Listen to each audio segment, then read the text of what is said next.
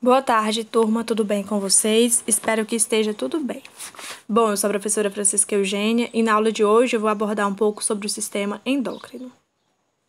Os objetivos da aula são entender a composição do sistema endócrino, aprender quais são as principais glândulas endócrinas, compreender o funcionamento do sistema endócrino e entender os tipos de doenças causadas pelo excesso ou falta de hormônios do sistema endócrino. Bom, como foi falado na aula anterior, a gente falou sobre o sistema nervoso e na aula de hoje a gente vai falar sobre o sistema endócrino, pois eles possuem uma interação. E os organismos pluricelulares eles vão apresentar diferentes mecanismos que vão possibilitar a comunicação entre as células. Mesmo essas células, elas estando distantes uma das outras. E o sistema endócrino ele é constituído de glândulas endócrinas, que são os órgãos que vão produzir os hormônios, secretá-los diretamente no sangue quando eles recebem um determinado estímulo.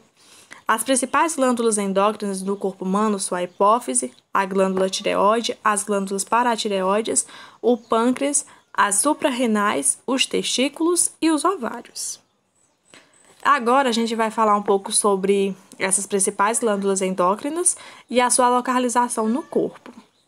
Vamos começar pela hipófise. Bom, a hipófise ela vai ser a glândula mestra, ou seja, uma lesão na hipófise ela vai complicar a maioria das funções do corpo, porque ela vai impedir a ação das demais glândulas. Por quê? Porque ela regula as demais glândulas endócrinas. Ela é responsável pelo hormônio, a prolactina, que é o hormônio do crescimento, onde ele vai controlar as mudanças que são necessárias para que o nosso corpo cresça. Já a glândula tireoide, ela vai secretar os hormônios T4 e T3. E ela vai estar relacionada ao metabolismo de uma forma geral. Ou seja, ela vai regular o metabolismo, o crescimento e o desenvolvimento do organismo. E o hormônio dela é a calcitonina, que vai regular a quantidade de cálcio no sangue. As glândulas paratireoides, elas vão secretar o paratormônio.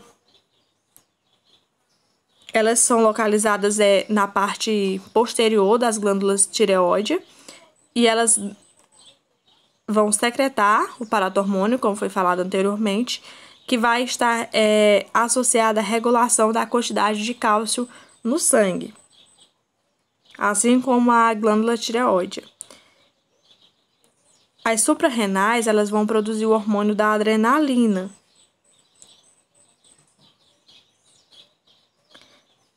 Ela vai estar localizada na parte superior dos rins.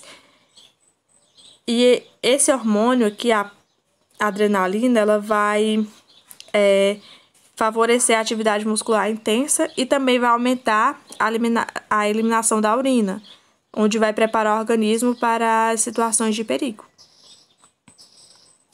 O pâncreas, ele vai produzir a insulina e o glucagon, que no caso a insulina vai ser a entrada de glicose no sangue, que é a reserva energética, e o glucagon, no jejum, ele vai agir quebrando o glicogênio.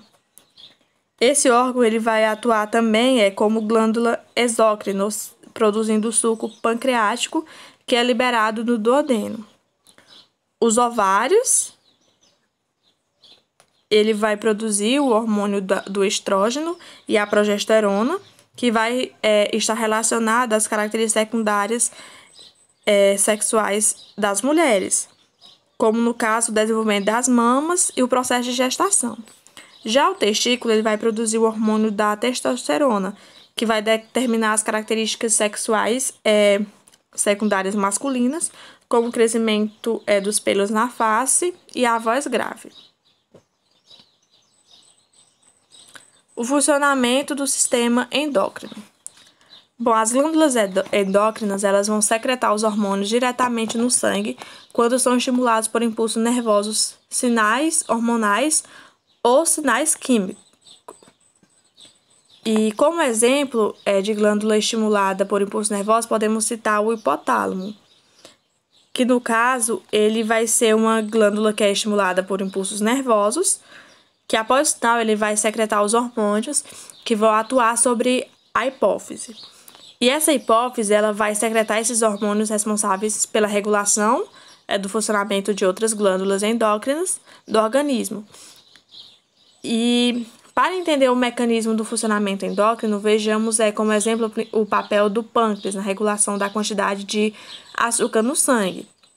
E no caso, o pâncreas ele é a glândula responsável pela produção e secreção dos dois hormônios, que é a insulina e o glucagon, cujas funções elas são antagônicas, ou seja, elas são contrárias. E esses hormônios eles vão regular a quantidade de glicose, ou seja, açúcar no sangue. Que no caso a insulina ela vai reduzir a quantidade de açúcar no sangue e o glucagon vai elevar. Ou seja, após uma refeição, essa quantidade de glicose no sangue ela vai aumentar e vai estimular o pâncreas a secretar a insulina. No caso, o hormônio ele vai aumentar a absorção de glicose pelas células do organismo. E quando a quantidade de glicose no sangue atinge um nível adequado, o pâncreas ele vai interromper a secreção de insulina. Entretanto, quando a quantidade de glicose no sangue ela fica baixa, o pâncreas ele vai ser estimulado a secretar o glucagon, que é o hormônio que leva as células do fígado a liberar a glicose. E no caso, ele vai aumentar e restabelecer a quantidade de açúcar no sangue.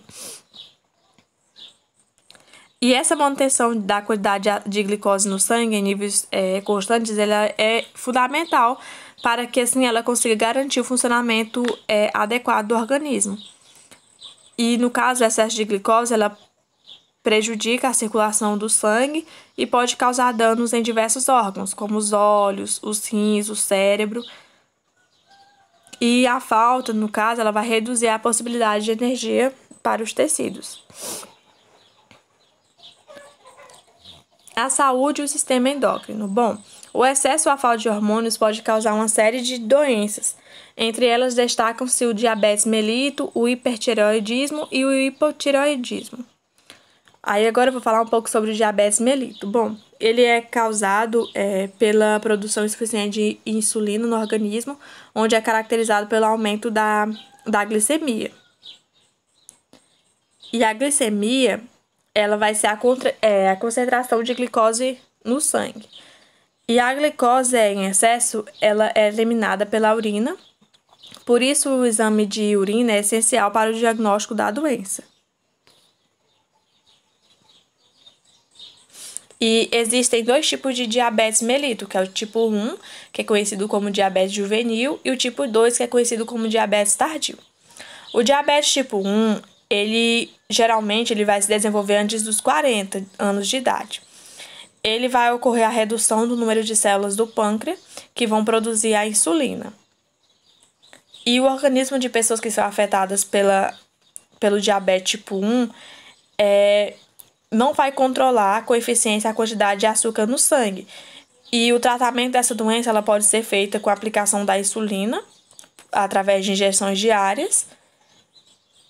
E essa doença ela é causada por fatores genéticos, doenças autoimunes, infecções vitais. Elas vão estar relacionadas ao desenvolvimento do diabetes tipo 1.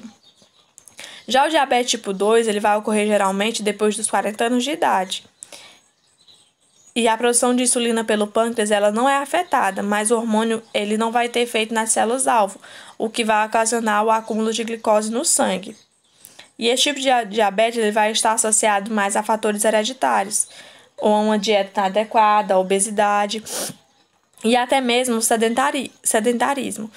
E ele pode ser controlado com mudanças nos hábitos de alimentação, atividade física, e em alguns casos até com medicação. Os sintomas eles são os mesmos nos dois diabetes, que vai ser o grande volume de urina, o aumento do apetite, o cansaço. E nem sempre esses sintomas eles vão se manifestar com a mesma intensidade. Existem muitas pessoas que vão levar anos para descobrir que tem a doença. E nos dois tipos é fundamental consultar o médico, que ele vai indicar um tratamento que seja adequado.